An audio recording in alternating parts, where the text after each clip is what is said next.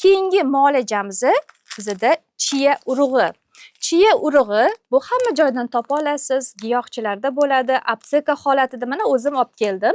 Bu chiya urug'ini olasiz va buni blenderda maydalaysiz. Blenderda maydalab qo'yasizda, mana shu kukun holatiga keladi. Kukun holatiga.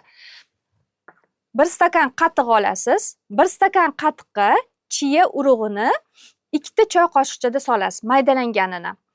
Yaxshilab aralashtiramiz va buni nonushtaga iste'mol qilasiz va kechki ovqatga iste'mol qilasiz, ya'ni uxlashdan oldin iste'mol qilasiz. Bu chiya urug'ini tarkibidagi elementlarni aytib o'tadigan bo'lsam behisob. Bu metabolizmni yaxshilab beradi, moddalar almashinuvini yaxshilab beradi, yog', xolesterinlardan xalos qiladi. Buni doimiy ravishda iste'mol qilsangiz bo'ladi. Ertalab xilbani qabul qildingiz, yarim soatdan keyin nonushta qildingiz, yana ozgina 1 soat o'tgandan keyingina siz chiyani tayyorlab iste'mol qilsangiz bo'ladi va kechqurun uxlashdan oldin iste'mol qiladigan bo'lsangiz, sizda qabziyat yo'qoladi.